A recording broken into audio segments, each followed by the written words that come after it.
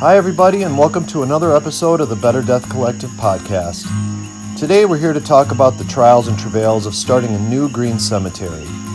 Because while it might seem like a way to achieve a beautiful life giving back to humanity, and it is, it can come with its fair share of hurdles and heartache, too. From angry neighbors to zoning issues, we'll try to fit most of what you can expect to encounter when you boldly set out on the path of the natural cemeterian into this episode. Then get into more detail later down the line. For now, let's get right into covering the basics with your hosts Matt Connell and Ed Bixby, our in-house expert.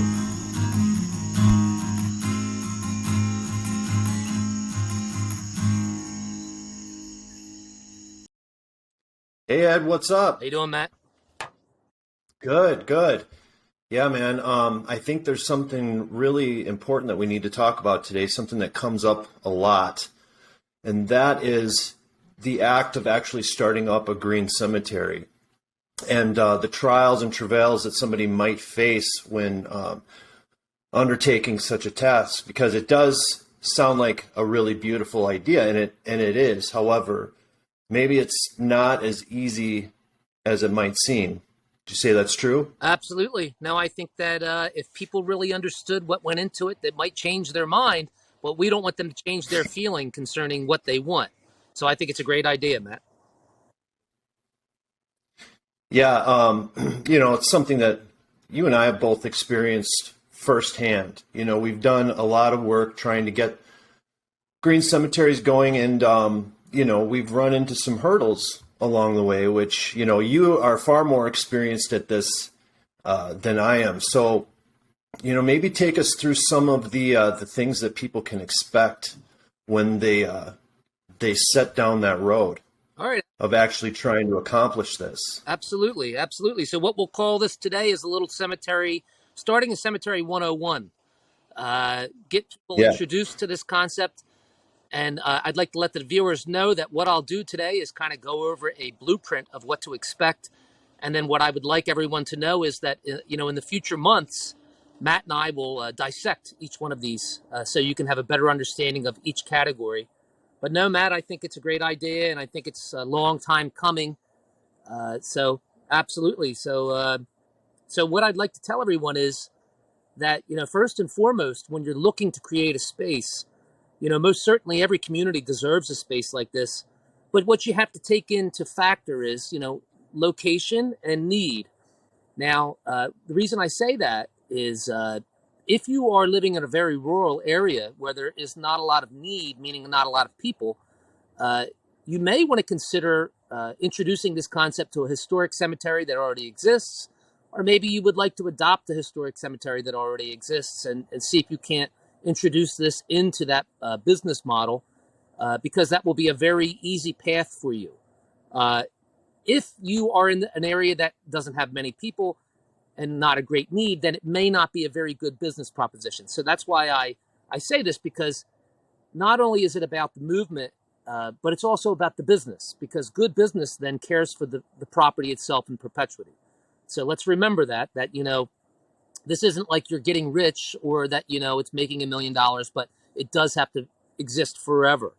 So First and foremost, location is key. You would like to probably be within, I would say maybe an hour's drive of a generally big population base. Somewhere over 100,000 people would suffice, I would think. And that would be the first thing you should do is take a look at your demographics and see what your needs would be for that community itself. Do you have any questions or anything about that, Matt? Did I cover that?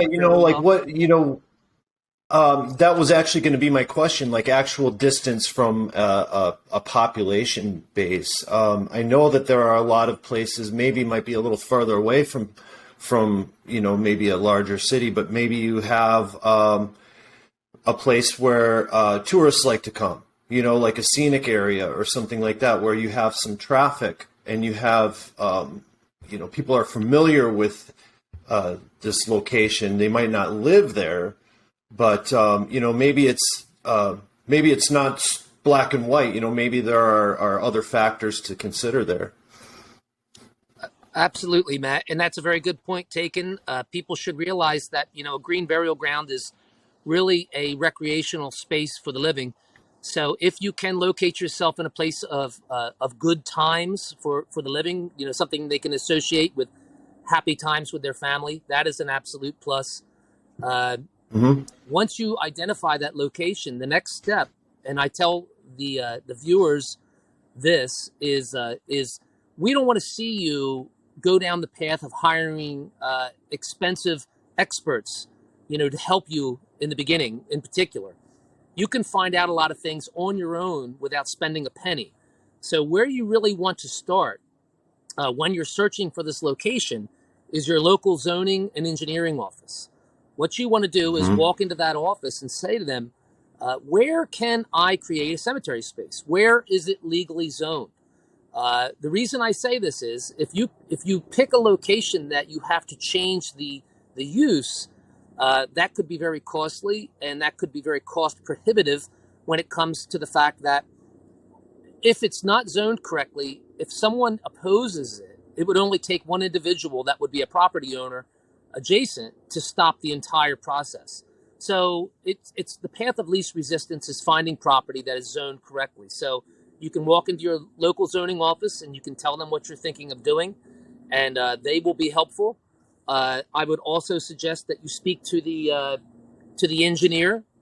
And the reason I say this is you could find the most perfect piece of property that's zoned correctly, but if it's, let's say, in a very low-lying area with high groundwater, then it wouldn't be acceptable. So you would want to say to the engineering department, do you know what the groundwater levels are here? Or maybe they have some soil maps you can look at. You would want to take a look at the property and see if it's open or if it's completely wooded, because that would have a big bearing on how you would design it and what kind of work might need to be done. And you would also want to talk to Sure. them about infrastructure. I mean, infrastructure is key. Is it a dirt road that leads you there? Is there no road? Is it a paved road? What will they expect of you as far as parking and drainage? These are questions to ask in the beginning so you have a good grasp as to what lies ahead. It costs you nothing but a little bit of time and energy to go speak to these people. And Matt, I'm sure, Mm-hmm. speak to the audience here. You've done this, so. Oh, geez. Yeah, my experience here in Minnesota and Wisconsin, I've learned a lot about zoning, about water, about soil, about just geography in general. But one other thing to take into consideration, especially here in the upper Midwest, where there are literally 10,000 lakes more, the distance from waterways is an issue as well. Here in Minnesota, it's, I believe, 500 feet, from any official waterway, and that's not counting marshes and stuff like that. But that's, if it's a river, if it's a lake, you got to have some distance there. However, another thing I've noticed is each county is different. I go from one county to the next, and I've learned to not make any assumptions whatsoever about zoning laws in that particular county, because some of them are completely unique, and some of them, especially the more rural areas where they just kind of let the townships kind of take control, and the townships, can opt out of county zoning laws and create their own zoning laws. And so there's never a set of rules that you can just follow throughout any given area. It's always different. Say, for instance, if you're in St. Louis County, Minnesota, which is where Duluth is, yes, you could start a green cemetery. However, you've got rock, you've got water, you've got all sorts of things. When you pull up to a property and you say, wow, this is absolutely ideal, you stick a shovel in the ground and 3 inches down, you've hit granite. Well, it's no longer ideal.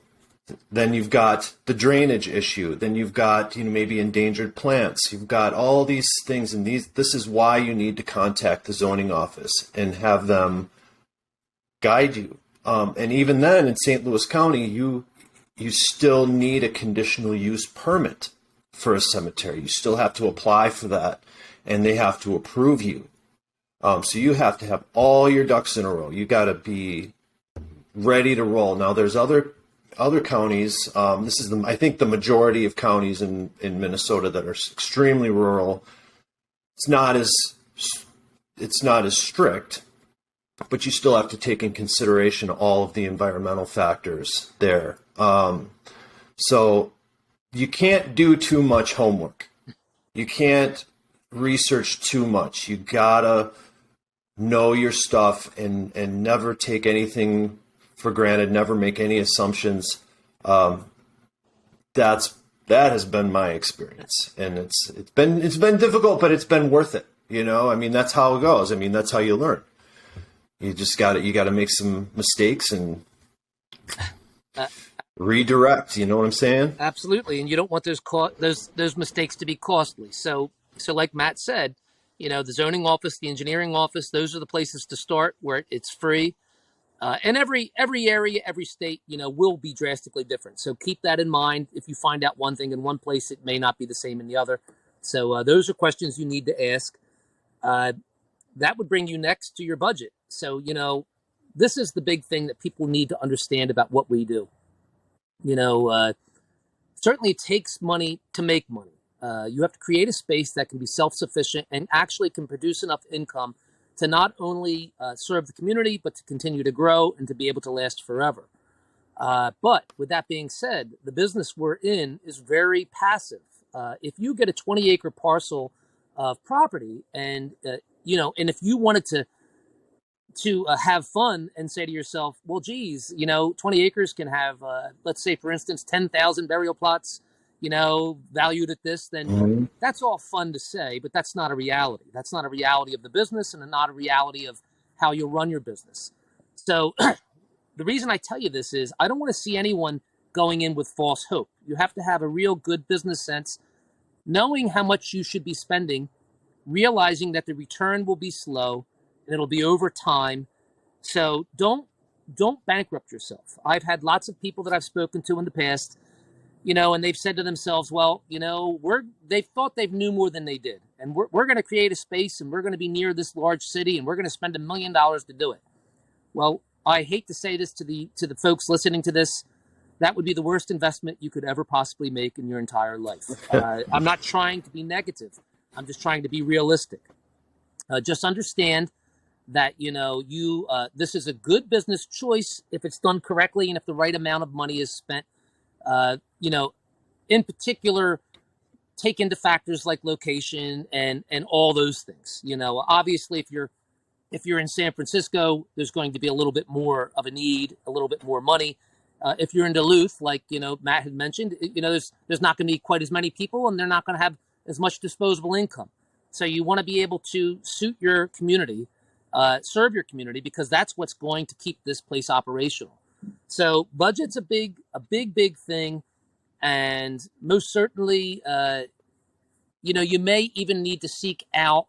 You could always contact Matt and I, and we could actually speak to you personally about these things. We've done that before in the past, and we're glad to do it because we want everyone doing this to be successful.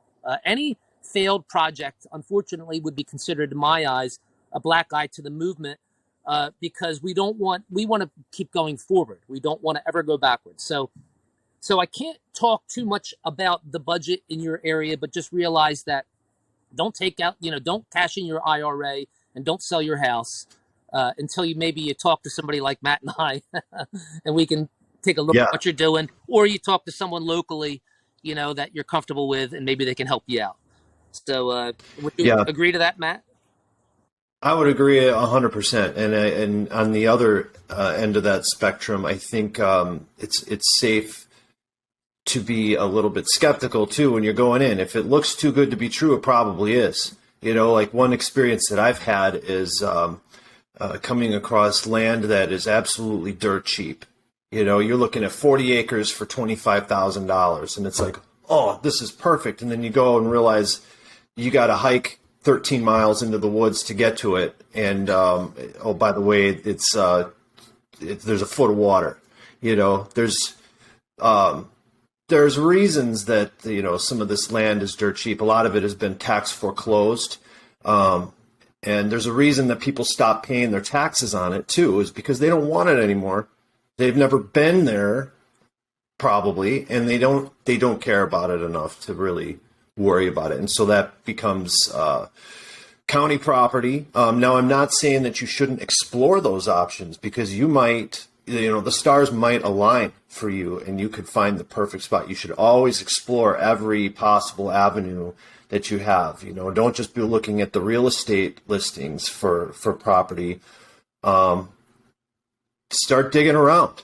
Start asking, county, do you have any tax foreclosed property here? You might find some farmland that could be ideal.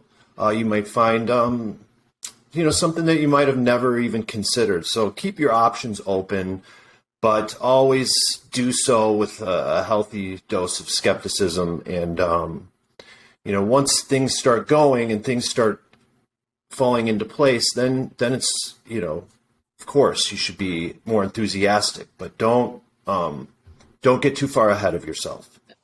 That's just my own personal advice on that. Absolutely, Matt, and that would bring us to to the purchase of the property.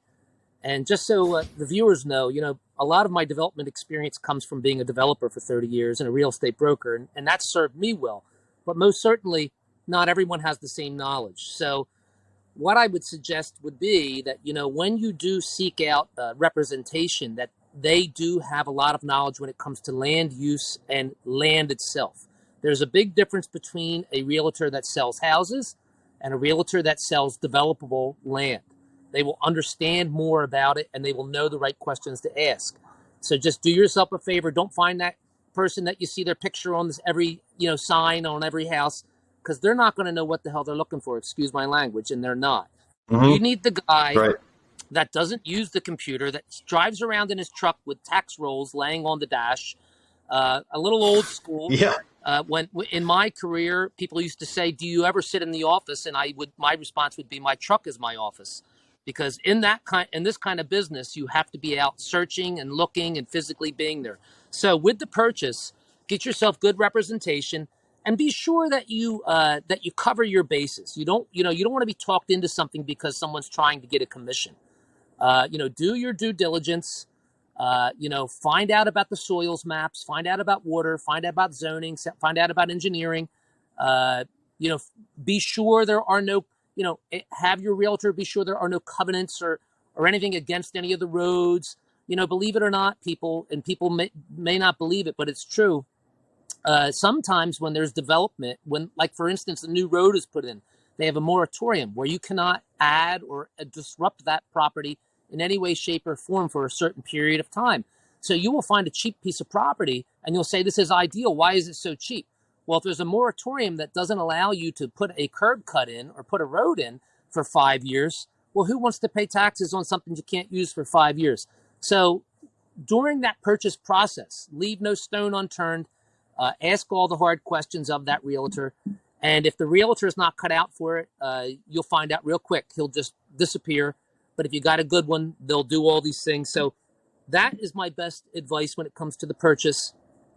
Also, one more thing, cash is king when it comes to land purchase. What you are going to find out is that cemetery property is not mortgageable. And the reason that is a fact is because it's unforeclosable. Once it's cemetery land forever. So banks don't like to loan money to cemeteries if they can't take it back if you don't pay. So just keep in mind that more than likely this is going to have to be a cash purchase. So that's just another factor. And I don't know, Matt, did I leave anything out on that? I don't think so. And I think you're absolutely right on the realtor front too. I've experienced that myself too. The best luck that I've had with realtors has been through guys selling hunting land. These are guys who live out in the country. They know the landscape. They know the forest. They know every stream, every issue that you might run into. Once you explain to them what you're trying to do, those guys seem to get it, and guys who also sell agricultural land, that sort of thing. Like you said, the guys who sell houses, ask them anything about a house, about inspections, about all that stuff. They're going to, like an encyclopedia of information. Tell them you're going to put in a natural cemetery in the middle of the woods. They have no clue. They have no clue what they're doing, and they're just guessing. You're better off just doing a little bit of homework and finding somebody, who, just quick Google search, whether you're in the middle of Kansas, Kansas hunting land for sale. You're going to find some names. Just make some calls. Just get on the phone and start doing it. That's the best way, old school. Absolutely. Because that's sound advice. Thanks, Matt. And that comes from experience doing it. Yep. That would bring us to how you're going to operate the cemetery, religious versus state. And some people here might say, well, what do you mean? Well, you can't just open up a cemetery as an individual. You have to be a recognized C13 cemetery company itself. And by doing so, you also have to be either regulated by the state, which you would fall underneath their state regulation and rules and all things like that, or you could be under a religious chapter. So this is another key component to not only owning but operating a cemetery is knowing what type of entity you're going to be. Now, just because you might be Methodist or Episcopal or Catholic doesn't mean you can say, hey, I'm Catholic and I have a Catholic cemetery. No, you have to actually be officially recognized and chartered by that organization and supported by them. So it's not just as easy as going out and just saying, you have to actually have a real religious affiliation. So if you want to create a space, you could talk to local religious organizations and ask them, would they be affiliated with you and would they support this endeavor? It doesn't mean that they're your business partners, but it would mean that they would have some say, in what goes on. So that would be one way to do it. And believe it or not, a lot of times that's the path of least resistance. The state does not regulate religious cemeteries, and they don't like to get into trying to even tell them what to do. So you have a little more freedom as a religious entity, but you still have to adhere to certain things.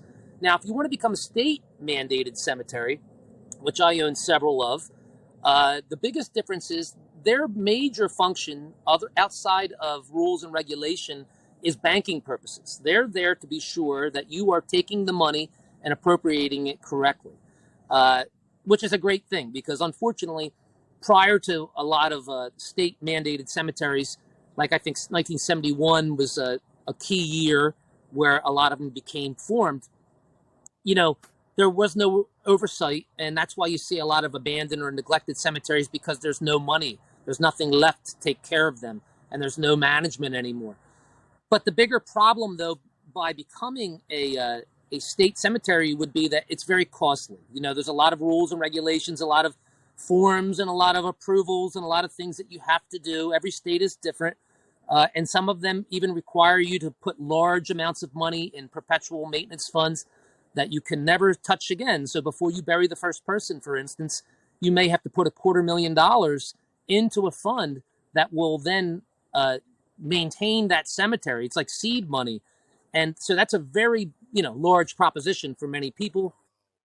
And, to be completely honest with you, that's why you don't see a lot of new cemeteries popping up all over the place. Because if, again, like I said earlier in this conversation, if you're spending $500,000 to develop a property and you know that you have to spend another $250,000 in a bond or funds and then another $150,000 to get the license, you're $1 million in it. And at the end of the day, in a passive business model, it doesn't work really well. So those are two different ways that you can achieve creating an organization that can legally operate one of these places, but it's something you can't avoid. You just can't do this on your own as an individual. And you'll find, I wouldn't want to see anybody get too far into this and find out they couldn't operate the cemetery. So I don't know, Matt, how does that cover? I don't think I missed anything there.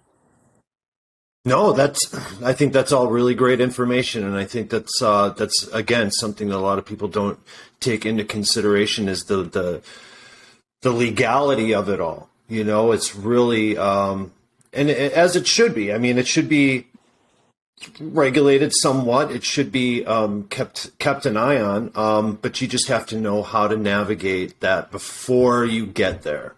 Know what to expect. And like here in Minnesota, it's chapters 307 versus 306, and there's as we've seen, there's debate as to who should be designated which chapter, and it's just, but it's for, it's just better to know exactly who you are, what you're trying to accomplish before you run into all that financial, legal issues. Just be prepared. Absolutely.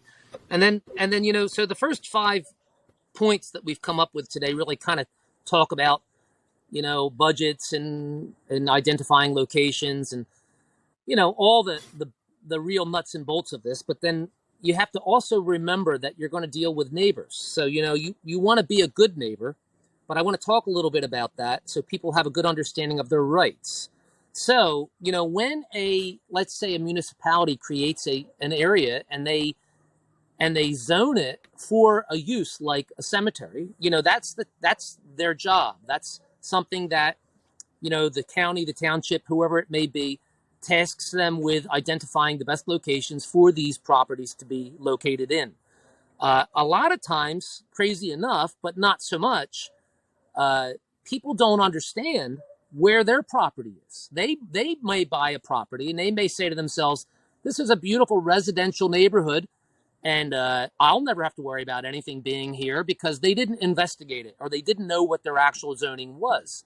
So what can arise at times is, for instance, someone may think they're in a residential area, but crazy enough, they may be in an agricultural area that allows residential units. And crazy enough, again, things like a cemetery or maybe even a pig farm or a cattle ranch, they may be allowable uses. So what'll happen sometimes is, maybe back, 25, 30 years ago, an old dairy farmer had 1,000 acres and he divvied it up to 50-acre parcels because it wasn't profitable for him to be a dairy farmer anymore. But it didn't change the use of the property itself. And cemetery use maybe was an allowable use within that zone.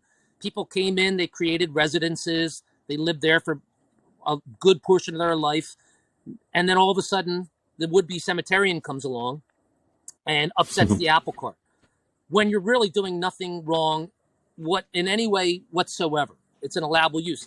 So, what I could say to you is you could go around, you could knock on everybody's door and you could say, hey, listen, I want to open a cemetery, and you could gauge their interest as whether or not they care or they don't care. But this is the problem. With my experience developing or anything else, nobody really will ever care until someone else does. And what I mean by that comment is, you may knock on their door and they may think you're some sort of Looney Tune or a Fruit Loop that is asking them a question and they don't think it's possible. They're going to support you in the moment, and they may not support you later, or they may support you always. This is how I see it, and the only way I can explain it to our audience. You have to follow the rules and regulations that are set forth before you. The zoning office or the engineering department has created spaces to allow a use. If you were to ask everyone's permission when you don't need their permission, you're only creating more drama or you're muddying the water. I know that some people may disagree, but unfortunately, you should not allow people to dictate what you do or don't do based on their personal opinion. You can't please everyone. So, with that being said, your due diligence is owed to the zoning department and the engineering department, not to the people that live or surround you.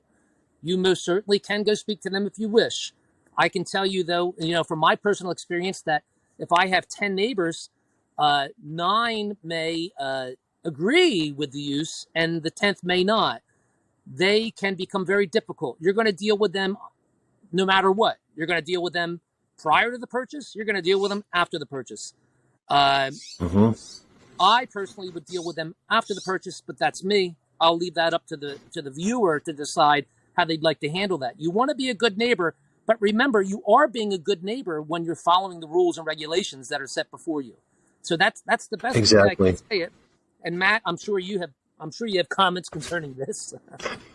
Oh, geez. Yeah. I mean, in an ideal world, where we can all just be friends and everybody understands what everybody's trying to do. They can see into your heart.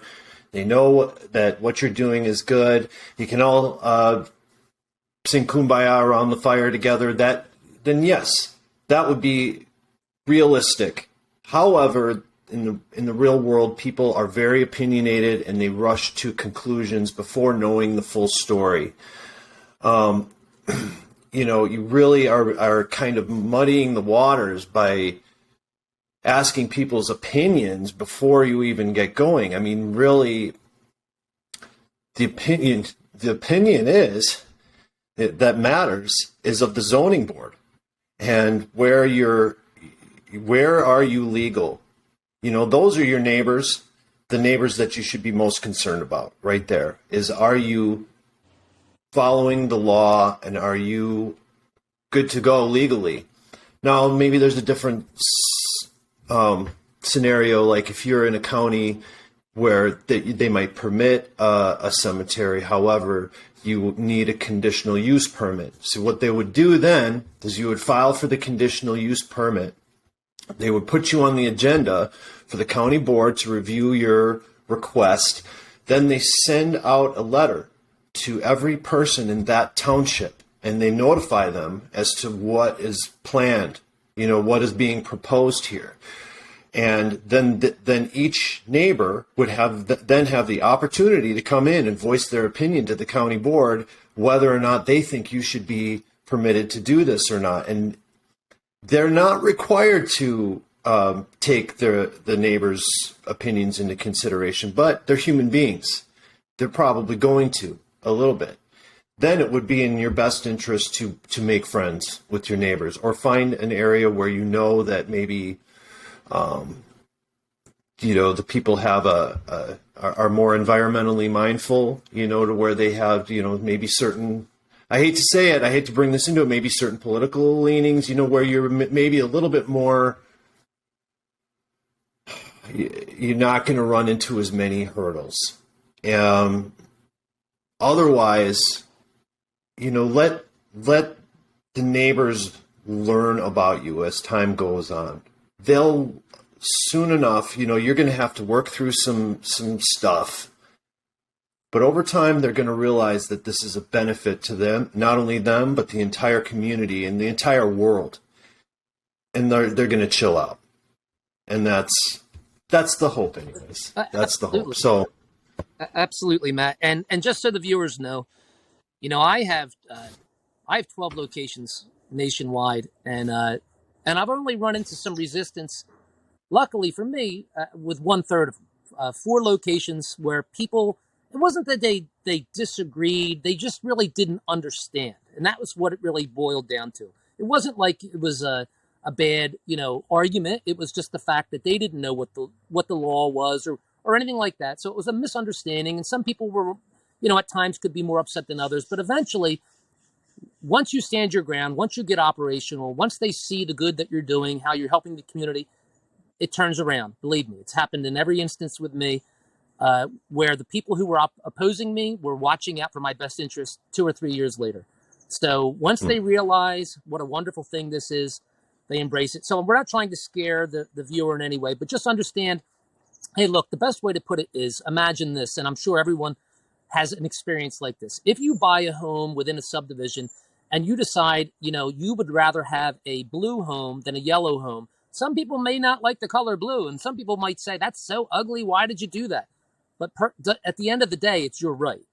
And they don't dictate what color you paint your house or what size fence you put up. So just, try to bring it into context and just understand that a lot of times it just comes down to personal preference. But yeah, so, try to be a good neighbor, but realize that, unfortunately, it'll never be a perfect world. And what that would bring me to would be kind of like what might happen if you have a bad neighbor, some misnomers and some false hysteria. Just know that with natural burial, there has never been a recorded instance of groundwater contamination from any facility when it comes to a natural burial that exists not only in North America, but the entire world. At the Green Burial Council, they did an extensive report with the World Health Organization, and they looked at even instances of genocide where mass burial occurred and it did not pollute the water systems. Just realize that the water that you're drinking, the water that you're using is not coming from the surface water. It's not first water, it's not second water, it's not even third water sometimes. And when I say these things, just quickly, because I could talk a lot about it, what happens is the Earth is a giant water filtration system. And as it goes through the Earth, it filters out all the bad things. So they don't put wells in areas that, you would be drinking contaminated water. People have septic systems which are far more dangerous than a burial would ever be. And they're not Oh, by treating far. that water. That septic system would be maybe 10 feet below the Earth. And there might be two stratuses of different like clay layers and soil, whatever that soil may be. And your water could be 180 feet below the surface. So just understand that it's not something. Now, the neighbors will try to say different, that you're polluting a lake or a stream or their drinking water. It's when a deer dies in the woods, where does it go? When a bird dies, when a fish dies, when a human being is placed in the earth, it goes back to the earth as it's come. It's a very passive use. You're not burying 10,000 people in one time. You might be burying one or two or maybe three a month, even if you're only burying one a year. You just don't know. People will say it'll bring down your property values. Well, that's a proven misnomer as well. There's been studies done to show that not only does it increase the property values, but it increases it quite significantly. And the reason being is that cemeteries are good neighbors. They're quiet. They're considered green spaces. They're beautiful places. Sometimes it could take a little longer to sell a property next to a cemetery, but it's always, it's been proven that, for more money. So, if I were to say to you, I'll give you $1,000 today, or I'll give you $5,000 6 months from now, what would you prefer? I think most people would wait. So that's another thing that people might say. They might say that, bodies are being dug up by animals.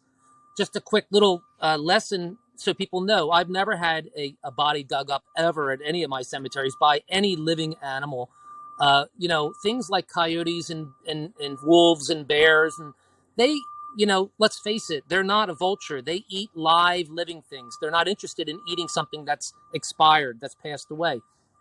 At the burial depths of 3 feet and beyond, it's below the smell factor. They can't even smell it. And any bones that have ever been brought up in a cemetery setting, and there have been instances, but not natural cemeteries, these are historic cemeteries, is when you have brick vaults that are faulty, and you have things like ground squirrels, or you have things like groundhogs, or woodchucks. They burrow, they create spaces. If they can find a beautiful brick vault below the earth, and they can get in there, they're going to get in there. And they might. That's ideal for them. Yeah, that's like a condo, and they might bring a bone or two, but that's a body, believe it or not, that's not covered in earth. That's because they find a void or a space that's open, and the bones, they don't want them in their house, so they might bring one out. So I want to bring those couple points up. We could go on and on, but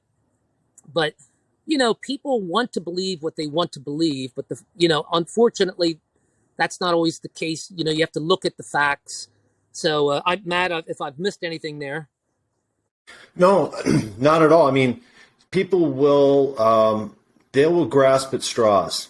If they are opposed to you, they will find ways to try to gain support for their opinion, for their side. And they will use those things to try to scare people. Like, no, I mean, the trying to envision an animal digging up a grave is awful. And if somebody is not educated and somebody says, hey, somebody's putting in a natural cemetery and there's going to be bear and wolves that are going to dig up bodies and it's going to be just awful.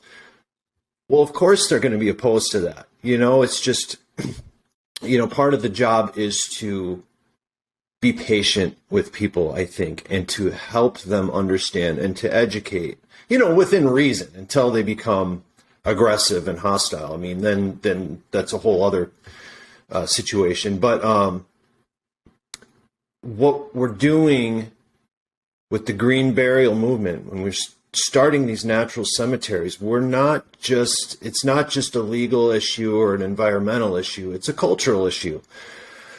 We are changing the way people see death, and we are creating new options for the end of life, options that people are simply not used to. And when people get set in their ways and they make assumptions just based upon, traditions that they never questioned or never gave two thoughts about, you're going to have, it's going to be disruptive, and it's going to be disruptive for them because all of a sudden now they have to think about death when they've been trying to avoid that their whole life. And it's a very disturbing thing to talk about for some people. The media. Yeah, sorry, we got cut off for just a second. I think might have been a Riverside issue, but yeah, I was saying, we're changing people's minds and the way that they see death. And I think that when, people are kind of forced to think about something that generally makes them uncomfortable and kind of disrupts their traditional way of thinking and their views, it's going to be disruptive for them. And they're going to maybe see you as an enemy. And, it's misguided, that they're making you a target. However, the best thing that I think somebody can do in that situation is to stick to your guns, and keep moving forward. But at the same time, try to have as much empathy for these people who might oppose you as you can. There are, of course, limits, but you're going to come into situations where somebody's going to say something really dumb. Really dumb, and just like it's going to, get your body temperature up, and you're going to want to say something that maybe isn't totally helpful. I think the best thing is to just try to empathize with them, because to us, it seems some of these concerns seem ridiculous, but to them, it makes total sense because they're coming into this out of the blue. Like they feel like they've been blindsided by this, and it's not really a fair way to approach it sometimes, where you're coming after this person who's trying to do something good and helpful to humanity and making them out to be like this bad person who's trying to do something that is environmentally destructive or illegal or this and that, and you're going to want to be defensive about it. And I think there comes a point where you have to be, because some people are going to push it. You just need to be ready for that, because it is a fact that it happens. Absolutely. And so, we've said a lot of things today that probably might be even a little scary to people because, wow, holy cow, I didn't realize that, there was so many moving parts and so many things could happen. We're not here to try to do that. We're just here to try to genuinely educate you and allow you to understand exactly what lies before you. That way you're prepared for it. It's worth it. And I'm going to close what we're talking about with the good things about why we do what we do. But realize that, like we said, that, time heals all wounds. Things are usually best taught through education, I should say. We're here to educate the people right now. Hey, you can't make everyone, in life, you'll never make everyone happy. So realize that even if you're legally within your rights, you may have people who disagree. You may have people who fly a drone over your head or take a picture of your trail cam, or might drive down your driveway on a 4x4 and say, "Who are you?" And you know what you say? "I'm your neighbor." And if they don't like it, sometimes in life, you don't get along. We can't expect to always get along, but eventually time will change the tide of that. So we're not here to, to try to scare you, but we want you to understand what lies ahead of you. So, in closing, what I wanted to talk about was opening day and what to expect. So you've weathered the storm. You have went through all of this. You have won. You have actually gotten to the point where you're open. So this is what you are to expect. Expect that this will be the most fulfilling thing that you've ever done in your life. Expect that you are helping people in the hardest times imaginable. You are forging relationships. You are bringing people back to basics. You are helping celebrate a life that was lived. You are healing. You are healing the planet. You are healing the families. You are becoming good friends with complete strangers. This is the most rewarding work that you could ever possibly imagine. You are reinventing the way the American culture looks at death and dying, even though this is the way it was done since the dawn of humanity. You are bridging gaps.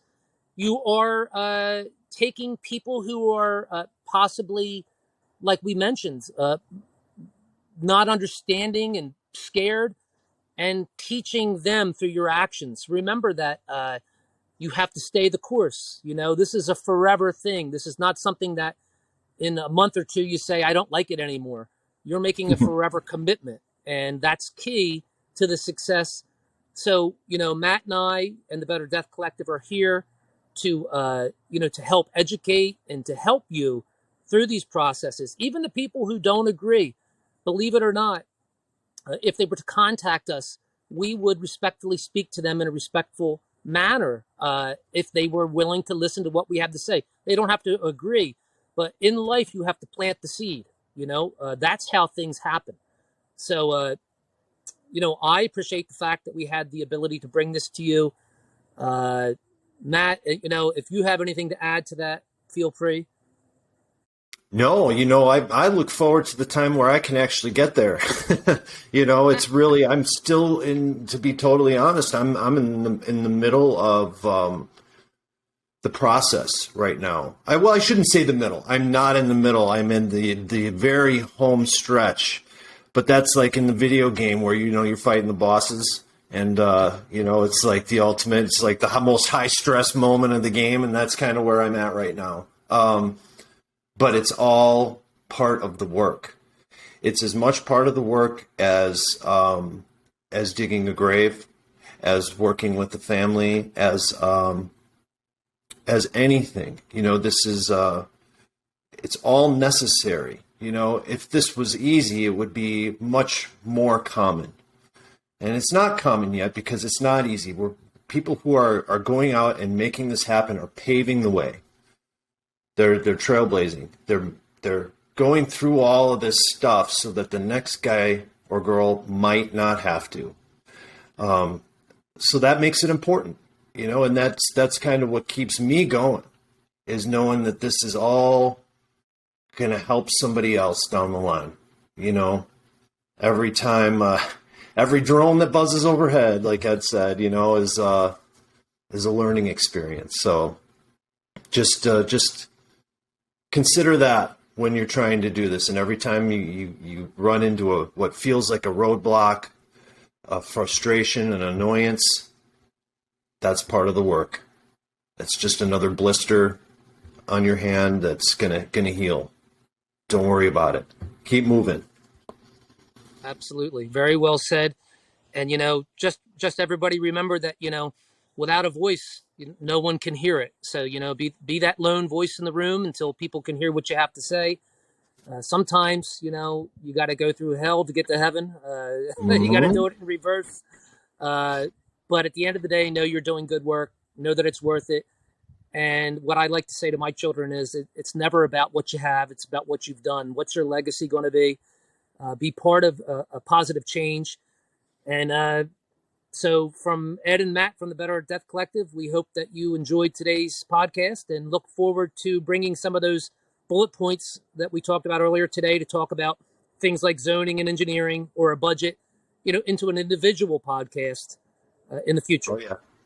Oh yeah. There's so much to talk about. I mean, there's you could go on and dig as deep as you'd like to go, because there's a lot to learn and a lot to uncover. So yeah, thanks for your expertise as always, Ed, and great talking with you. And thanks to all of our viewers and listeners. We appreciate it, and we hope to see you next time. Thanks a lot. Talk to you later, Ed. See you now. Bye-bye. Well, there you have it, folks. We've only scratched the surface of the potential problems you can encounter when starting a green cemetery from, scratch. But like we said, don't let it get you down too much. After all, no one ever said changing something so heavily embedded into our culture as the modern death care industry has become would be easy. It's all just part of the work. So take a few deep breaths, get psyched up, and get out there and do it. We need you. The world needs you. But for now, please follow us on social media and and be sure to check out our next episode of the Better Death Collective podcast. See you next time.